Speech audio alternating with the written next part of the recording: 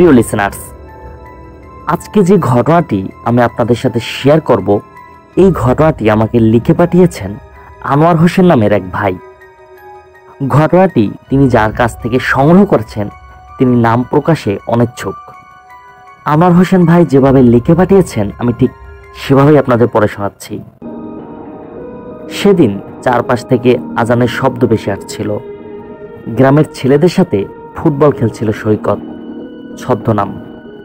সৈকত ভাবে আজ হয়তো বাসায় গেলে তার মায়ের কাছ থেকে বকা শুনতে হবে, কারণ বাড়িতে সে অনেক শাসনের মধ্যে থাকে। সৈকত বাড়ি ফিরে আসার পর তার বোন বলে যে তাকে তার মা ডাকছে। সৈকত যখন বোনের কথা শুনে তার মায়ের কাছে যায়, তার মা বলে, এই যে ধরো পিঠাগুলো তোমার বড় আপার বাড়িতে দিয়ে আসো। সৈকতের বড় বোনের নাম কুলসুম, ছদ্মনাম। তার বাড়ি থেকে বোনের বাড়ির দূরত্ব ছিল আনুমানিক 4 কিলোমিটারের মতো। তখন সৈকত কি করে, তার বাইসাইকেলটি নিয়ে বোনের বাড়ির উদ্দেশ্যে সে বেরিয়ে পড়ে। ঘড়িতে তখন রাত 9টার মতো বাজে। চারপাশে এতটাই অন্ধকার যে টর্চের আলোতেও খুব একটা দেখা যাচ্ছিল না।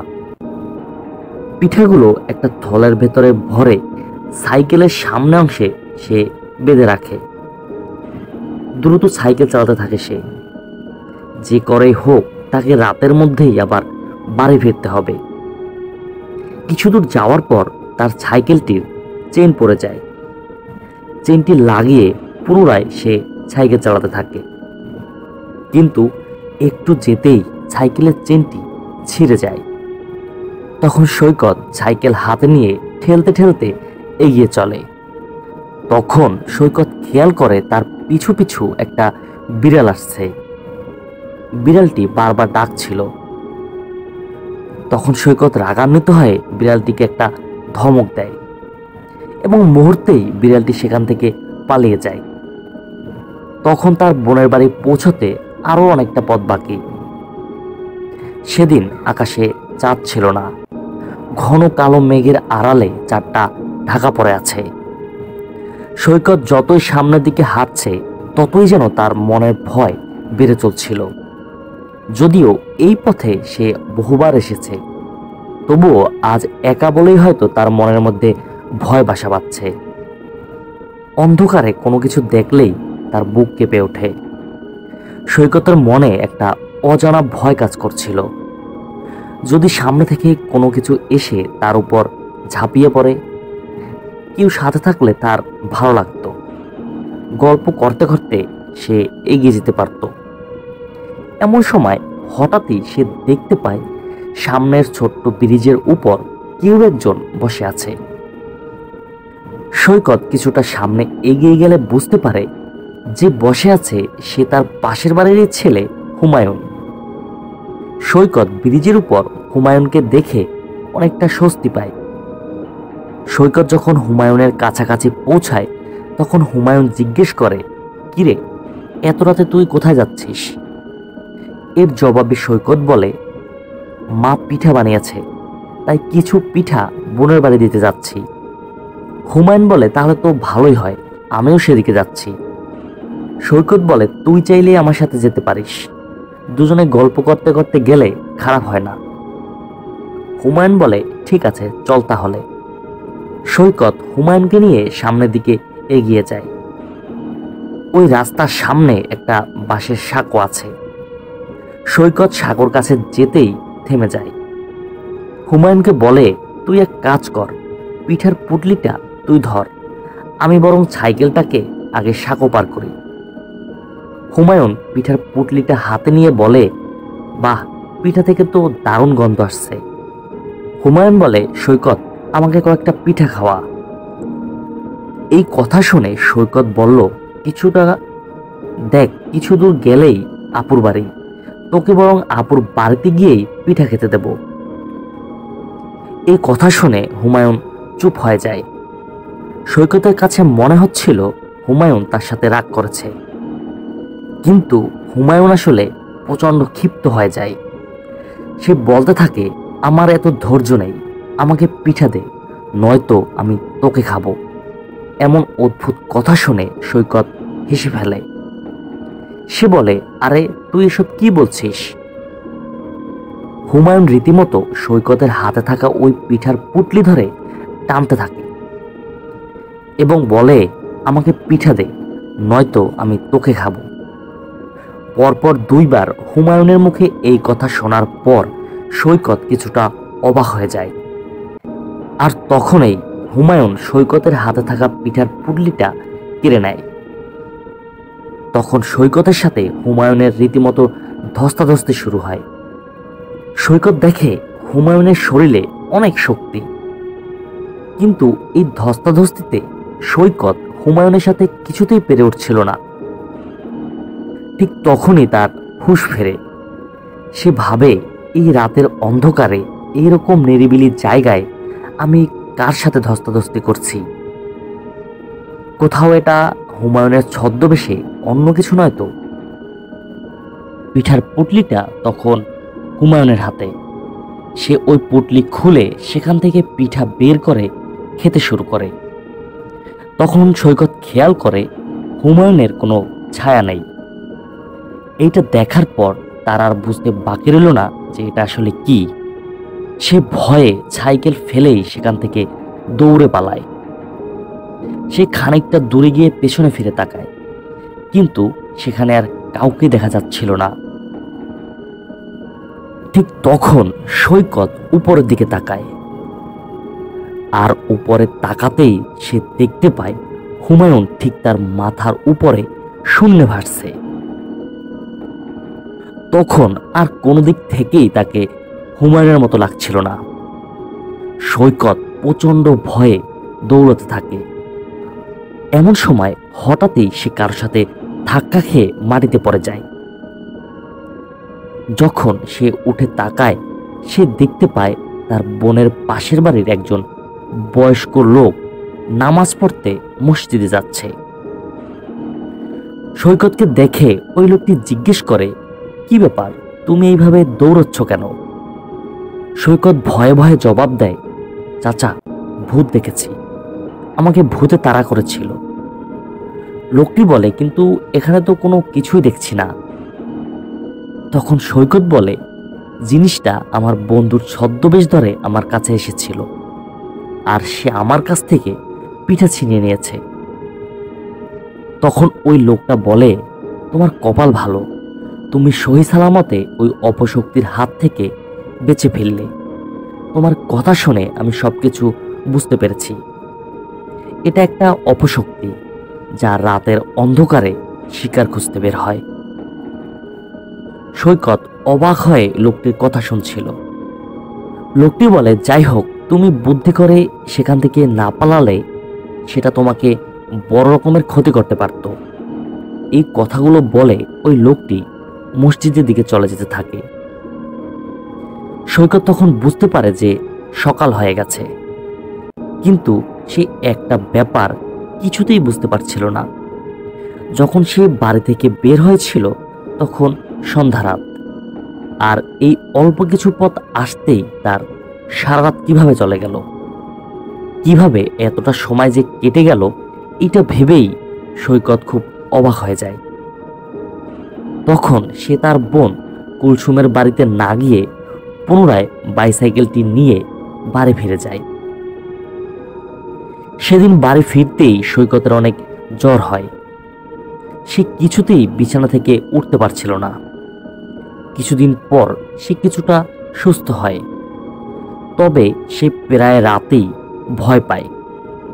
তার কাছে মনে হতে থাকে আড়াল থেকে কিছু একটা তাকে দেখছে। এরকম কিছুদিন চলার পরে হঠাৎই সৈকতের যে ছোট বোন ছিল সে অসুস্থ হয়ে যায়। ওই গ্রামে গাড়ি চলাচল তেমন একটা ছিল না, আর সেদিন গড়িতে রাত 10টা বাজে। সৈকত দ্রুত পাশের বাড়ি যায়। তাদের পাশের বাড়ির রমিজ কাকা নামের এক লোক ভ্যান চালায়, কিন্তু সে রমিজ কাকার বাড়ি গেলে জানতে পারে রমিজ কাকা নাকি তার কোন আত্মীয়র বাড়ি গেছে।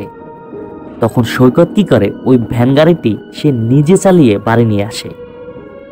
তার ছোট বোনকে ভ্যানে তুলে তারা দ্রুত হাসপাতালের উদ্দেশ্যে রওনা হয়ে যায়। ভ্যানে ছিল সৈকতের ছোট বোন ও তার মা। যদিও সৈকত কোনোদিনই ভ্যান চালায়নি, তবুও খুব চেষ্টা এবং কষ্ট করে সে চালিয়ে নিতে থাকে। সেদিন আকাশের অবস্থাও তেমন একটা ভালো ছিল না, যে কোনো সময় বৃষ্টি হতে পারে। পরিস্থিতিটা এমন ছিল, একবার বৃষ্টি হলেই সবাই বৃষ্টিতে ভিজে যাবে। এই ভেবে সৈকত দ্রুত ভ্যান চালাতে থাকে। তার বোন যন্ত্রণায় ছটফট করছিল। রাস্তার সামনে যতদূর চোখ যায় শুধুই অন্ধকার। ভ্যানে একটি ছোট্ট হেরিকেন আছে, আর সেই হেরিকেনের আলোতে তেমন দেখাও যাচ্ছিল না। সৈকত যতই সামনে এগোচ্ছিল ততই তার ভয়টা বেড়ে চলছিল। যদিও সেদিন তার সাথে তার মা ও ছোট বোন ছিল, কিন্তু তবুও সেদিন কেন জানি তার খুব ভয় লাগছিল। সৈকতের সেদিন রাতে ঘটে যাওয়া ঘটনার কথা মনে পড়ে। তার কাছে মনে হচ্ছিল ভ্যান গাড়িটি কেউ টেনে ধরে আছে। গাড়ির গতি আস্তে আস্তে কমে যাচ্ছিল। অন্ধকারে রাস্তার পাশে গাছগুলো দেখেও কেমন যেন ভয় লাগছিল তার। তার কাছে মনে হচ্ছিল বিশালাকার দানবেরা দল বেঁধে রাস্তার পাশে দাঁড়িয়ে আছে। হেরিকেনের আলোটা কিছুটা কমে যায়, হয়তো তেল শেষ হয়ে গিয়েছিল। এদিকে তার বোনের আর্তনাদ যেন বেড়েই চলছে। তার মা তার বোনকে সান্ত্বনা দিচ্ছিল। সৈকতের ছোট বোনের আসলে কি হয়েছিল সেটা উল্লেখ করা দরকার। সৈকতের ছোট বোন 2 দিন যাবৎ খাওয়া দাওয়া বাদ দিয়ে একা একা বসে থাকে। কারোর সাথে তেমন কথাও বলতো না। সেদিন সন্ধ্যায় সে অদ্ভুত আচরণ করতে থাকে। সৈকতের বাড়ি থেকে হাসপাতালের দূরত্ব প্রায় 4 কিলোমিটার হবে। হঠাৎই রাস্তার পাশে একটি গাছ থেকে ছোট্ট একটি ডাল ভেঙে পড়ে, আর সেই ডালটি ভ্যানের উপরে এসে পড়ে। ডালটি ভাঙার শব্দে সৈকত চমকে ওঠে। সৈকত গাড়ি থেকে নেমে ওই ডালটি সরায়। সৈকত যখন ওই গাছের ডালে হাত দেয়, ওই ডালটি তার ছোট বোন ধরে ফেলে। সে বলে, এটা আমি কাউকে দেব না, এটা আমার। এই কথা বলে তার ছোট বোন ও তার মায়ের সামনে সেই ডালটি মুখে নিয়ে চিবিয়ে খাওয়া শুরু করে। মনে হচ্ছিল সে মাংস থেকে যেন হাড় চিবিয়ে খাচ্ছে। ছোট বোনের এমন আচরণ দেখে সৈকত প্রচন্ড ভয় পায়। তার মাও অবাক হয়ে যায়। সৈকত জোরাজুরি করে তার বোনের হাত থেকে ওই গাছের ডালটি নিয়ে পাশের ফসলি জমিতে ছুঁড়ে মারে, এবং এর সাথে সাথেই সৈকতের বোন চিৎকার করতে থাকে এবং বলে, আমার খাবার এনে দে, এটা তুই কি করলি? সৈকত বারবার বলছিল, বোন, এটা কোনো খাবার না। এত কিছু বলার পরেও তার বোনের পাগলামি কমছিল না। সৈকতের মা তখন তার মেয়েকে চেপে ধরে রাখে। সৈকত পুনরায় ভ্যান চালাতে শুরু করে। হঠাৎই পেছনে বসা তার মা চিৎকার করে ওঠে। সৈকত তার মায়ের চিৎকার শোনা মাত্রই পেছনে ফিরে তাকায়। পেছনে ফিরে সৈকত যা দেখে সেটা দেখে তার চোখ কপালে উঠে যায়। ভয়ে তার গায়ে কাঁটা দিয়ে ওঠে। সৈকত দেখতে পায় তার মা ভ্যানে বসে আছে, আর তার ছোট বোন নাহার দুহাতে তার মায়ের গলা চেপে ধরে আছে। অদ্ভুত তার মুখের অঙ্গভঙ্গি। সে ক্রমাগত হেসেই যাচ্ছিল। সবচেয়ে অবাক করা ব্যাপার হলো, নাহারের কণ্ঠস্বর পরিবর্তন হয়ে গেছে। সে একই সাথে 2টি স্বরে আওয়াজ করছিল। সৈকত দ্রুত নাহারের হাত ছাড়াতে যায়, কিন্তু সে ব্যর্থ হয়। তার ছোট বোনের গায়ে অনেক শক্তি। তার মা ভয়ে চিৎকার করছিল। সৈকত কোনো উপায় না পেয়ে নাহারের গায়ে প্রচণ্ডভাবে একটা ধাক্কা দেয়, এবং এই ধাক্কা খেয়ে নাহার কিছুটা দূরে গিয়ে ছিটকে পড়ে। সে গড়াতে গড়াতে রাস্তার পাশে একটা জলাশয়ের কাছে গিয়ে পড়ে। সৈকত অন্ধকারের মধ্যে দ্রুত জলাশয়ে লাফিয়ে পড়ে। যেভাবেই হোক তার ছোট বোনকে তার খুঁজে পেতে হবে। কিন্তু অন্ধকারের মধ্যে সে তার বোনকে খুঁজে পাচ্ছিল না। রাস্তায় তার মা দাঁড়িয়ে আছে। হঠাৎই সৈকত খেয়াল করে তার ঠিক পাশে নাহার পড়ে আছে। সে দ্রুত তার বোনকে উপরে তুলে আনে। নাহার অচেতন হয়েছিল। তখন সৈকতের মা তার মেয়েকে নিয়ে পুনরায় ভ্যানে চড়ে বসেন। কিছু দূর যেতেই সে দেখতে পায় রাস্তার সামনে কেউ একজন হেঁটে তাদের দিকে আসছে। অন্ধকারে তেমন বোঝা যাচ্ছিল না। সামনে যেতেই সৈকত দেখে রমিজ কাকা। রমিজ কাকা এসেই ভ্যানের সামনে দাঁড়ায়। সৈকত চমকে ওঠে, জিজ্ঞেস করে যে কাকা আপনি এত রাতে এখানে কিভাবে? ওই রমিজ কাকা আস্তে করে জবাব দেয়, আমি তো তোমার বোনের অসুস্থতার খবর পেয়েই ছুটে এসেছি। সৈকত বলে, যাক ভালোই হয়েছে আপনি এসেছেন, এখন দ্রুত হাসপাতালে যাওয়া যাবে। রমিজ কাকা দ্রুত গতিতে ভ্যান চালাতে শুরু করে।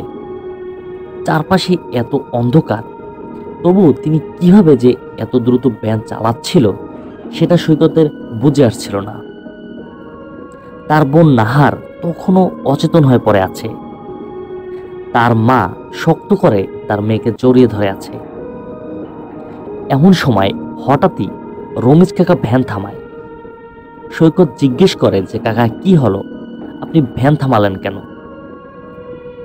রমিজ কাকা জবাব দেয়, হেরিকেনের আলোর জন্য আমি ঠিকমতো ভ্যান চালাতে পারছি না। সৈকত বলে, ঠিক আছে তাহলে আপনি হেরিকেনের আলোটা বাড়িয়ে নেন।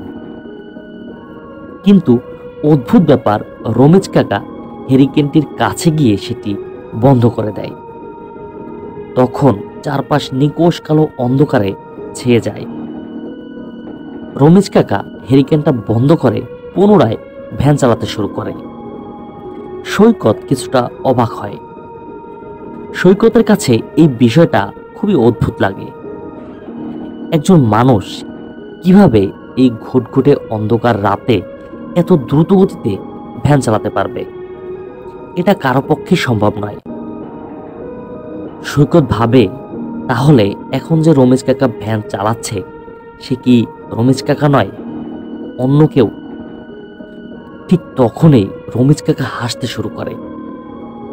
রমিজ কাকা বলে, তুই ঠিকই ধরেছিস, আমি রমিজ নই। সৈকত খুব ভয় পেয়ে যায়। রমিজ কাকার হাসি যেন থামছিলই না।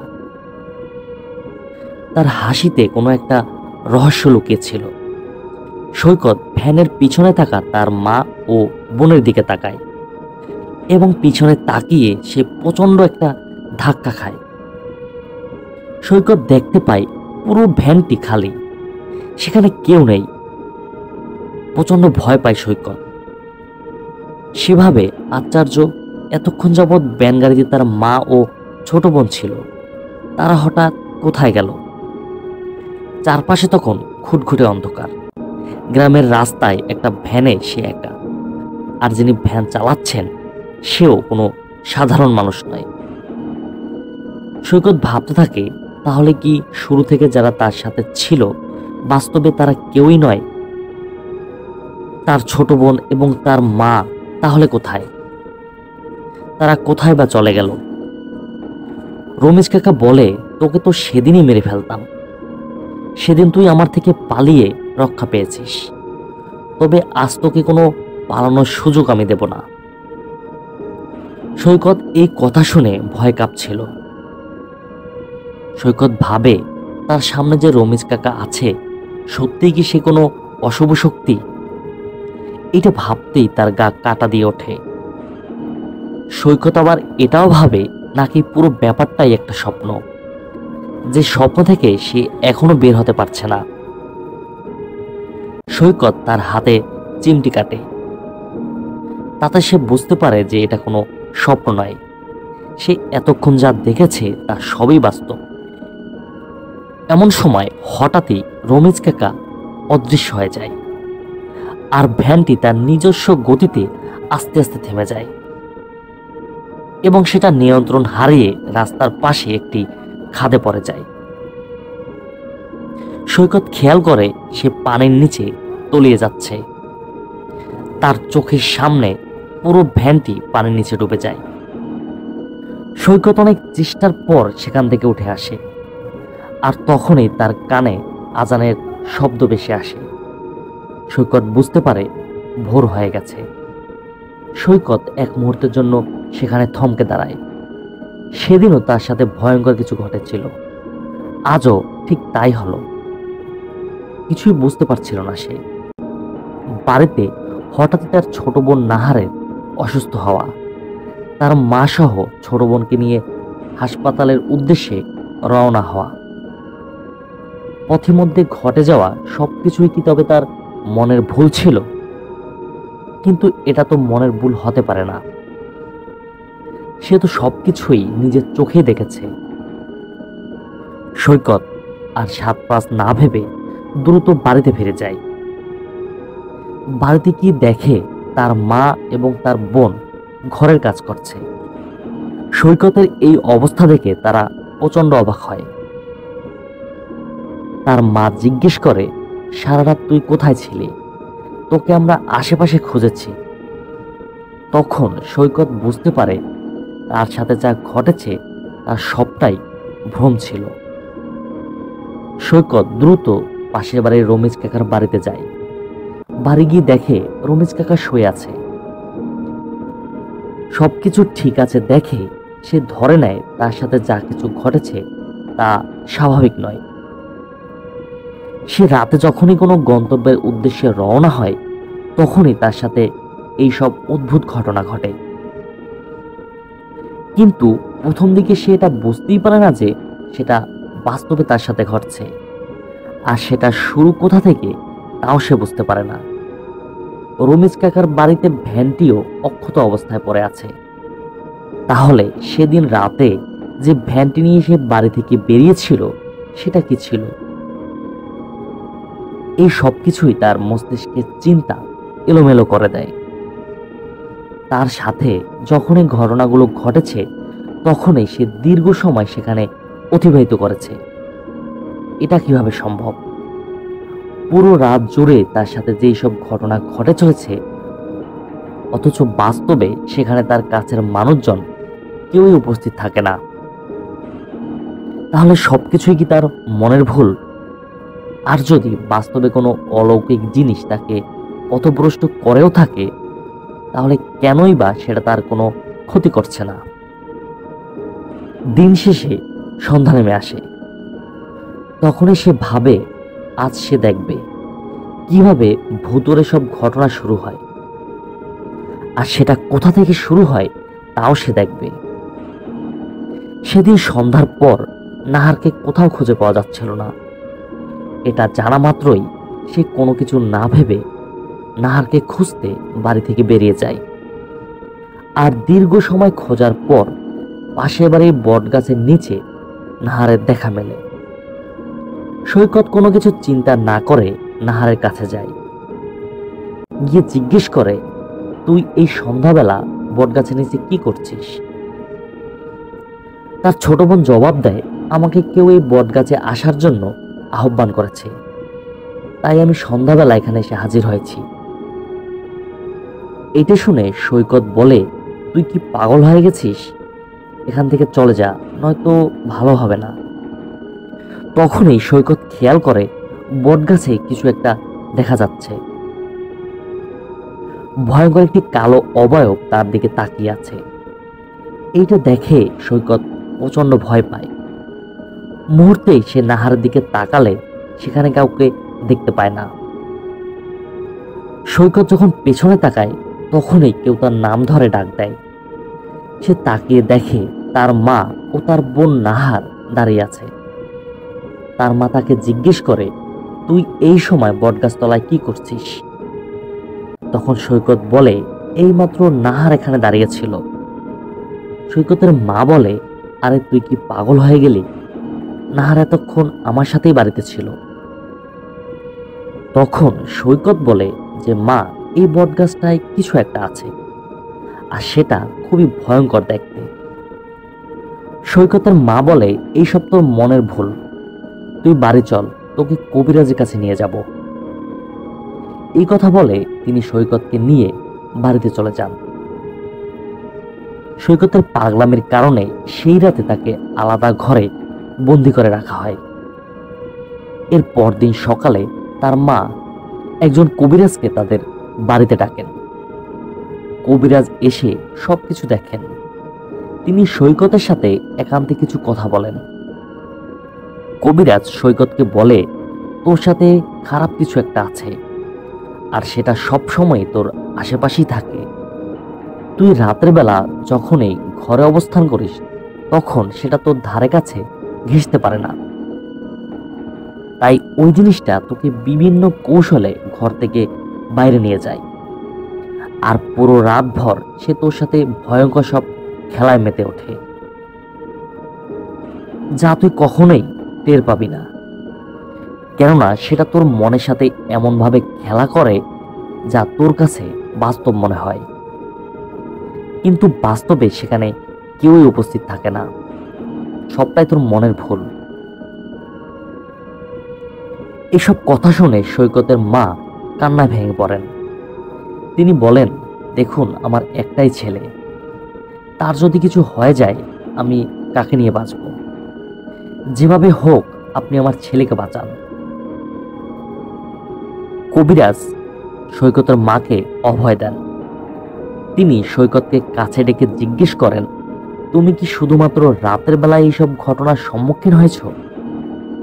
জবাবে সৈকত হ্যাঁ বোধক সম্মতি দেয়। সৈকত বলে, রাত হলেই কোনো না কোনো প্রয়োজনে আমাকে বাইরে যেতে হয়। আমি না চাইলেও সেটা আমাকে কোনো না কোনো ভাবে বাইরে নিয়ে যায়, আর সাথে থাকে আমার কাছের লোকজন। কবিরাজ তাকে জিজ্ঞেস করে, তোমার থাকার ঘর কোনটা? সৈকত কবিরাজকে তার শোয়ার রুমে নিয়ে যায়। কবিরাজ পুরো রুমটি ভালো করে দেখেন এবং হঠাৎই জ্বালানা দিয়ে কবিরাজের চোখ যায় বাইরের একটি গাছের দিকে। সেই গাছটি দেখা মাত্রই কবিরাজ চোখ বড় করে তাকায়। তিনি সৈকতের মাকে ডাকেন এবং তাকে জিজ্ঞেস করেন যে এই শিমুল গাছটি এখানে কতদিন ধরে আছে। সৈকতের মা বলে, এটা তো আমি কোনোদিন খেয়াল করিনি, হঠাৎই এখানে শিমুল গাছ কোথা থেকে আসলো? কবিরাজ বলে, এই গাছটির কারণেই আপনার ছেলে প্রতি রাতেই ভয়ঙ্কর সব ঘটনার সম্মুখীন হচ্ছে। যত দ্রুত সম্ভব গাছটা কেটে ফেলুন। আর গাছটা কিন্তু সাধারণ কোনো গাছ না, এর উপর কোনো বদনজর আছে, নয়তো এখানে হঠাৎই গাছ আসবে কেন? গাছটি দেখে সৈকত অবাক হয়। দেখে বোঝার কোনো উপায় নেই যে গাছটি হঠাৎই কোথা থেকে এখানে আসলো। কবিরাজ সৈকতকে বলে, দেখো, বাঁচতে চাইলে দ্রুত গাছটা কেটে ফেলো, নয়তো তোমার জন্য ভালো হবে না। এই কথা বলে কবিরাজ সেখান থেকে চলে যায়। সেদিন বিকেলে এলাকার দুইজন লোক গাছটাকে কাটে। ওই লোক দুজন গাছটি কেটে নিয়ে যায়। সৈকত ভাবে এবার হয়তো তার বিপদ কেটে যাবে, এরপর থেকে তার আর কোনো ভয় থাকবে না। সেই রাতে সৈকতের সাথে ভয়ঙ্কর কিছুই ঘটেনি। তবে পরদিন সকালে সে জানতে পারে যেই লোক দুজন গাছটিকে কেটেছে তারা নাকি কেউই বেঁচে নেই। বাড়ির পাশে একটি শিমুল গাছের ডালে লোক দুটির লাশ পাওয়া যায়। সৈকত ভাবে হয়তো অশুভ ভয়ঙ্কর শয়তানটি সেই লোক দুটোকে শিকার বানিয়েছে, এবং এই জন্যই হয়তো সৈকত বেঁচে গিয়েছে। কিন্তু সে সহ গ্রামের কেউই সেই শিমুল গাছের ব্যাপারে কিছুই জানে না। শিমুল গাছের পেছনের ঘটনা কি, আর সবার আড়ালে থেকে গেল সেই গাছের অজানা কাহিনী।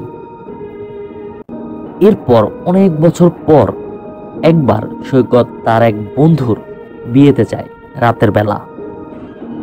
রাতে যখন বরপক্ষ কনে নিয়ে ফিরছিল, এর পথে হঠাৎই সৈকতের চোখ যায় রাস্তার পাশে থাকা একটি শিমুল গাছের দিকে, আর সাথে সাথে তার শরীরে একটা শিহরণ বয়ে যায়। কোথাও এই গাছগুলোর মধ্যে কোনো একটি নতুন গাছ তার শিকারে খোঁজে আসেনি তো? রাতের অন্ধকারে সেটা সৈকতের পক্ষে বিচার করা অসম্ভব ছিল। প্রিয় লিসেনার্স, এই ছিল আমাদের আজকের এপিসোড। মহান আল্লাহ তাআলার এই দুনিয়ায় কত যে রহস্য লুকিয়ে আছে তার ধারণা আমরা করতে পারি না। মহান আল্লাহ তাআলার কাছে ফরিয়াদ থাকবে এই ধরনের সকল অলৌকিক সমস্যা থেকে তিনি যেন আমাদের হেফাজত করেন। প্রিয় লিসেনার্স, আজকের এই যে সৈকত নামের একটি লোকের সাথে ভয়ানক যে ঘটনাটি আপনারা শুনলেন, এই ঘটনাটি যদি সামান্যতম আপনাদের কাছে ভালো লাগে অবশ্যই আপনারা আমাকে কমেন্ট করে জানাবেন। আর আপনারা যারা আপনাদের জীবনে ঘটে যাওয়া কোনো ঘটনা অথবা আপনার জানা কোনো সত্য ঘটনা আমাদের পাঠাতে চান, তারা ঘটনা লিখে অথবা রেকর্ডিং করে পাঠিয়ে দিন আমাদের হোয়াটসঅ্যাপ নম্বরে। এই ভিডিওর নিচে ডিসক্রিপশন বক্সে আমাদের হোয়াটসঅ্যাপ নাম্বার দেওয়া আছে। আর আপনাদের সবার কাছে অনুরোধ থাকবে আমাদের এই ছোট্ট চ্যানেলটি সাবস্ক্রাইব করার জন্য। ইনশাআল্লাহ পরবর্তী ঘটনা শোনার আমন্ত্রণ জানিয়ে আজকের মতো এখানেই বিদায় নিচ্ছি। আসসালামু আলাইকুম।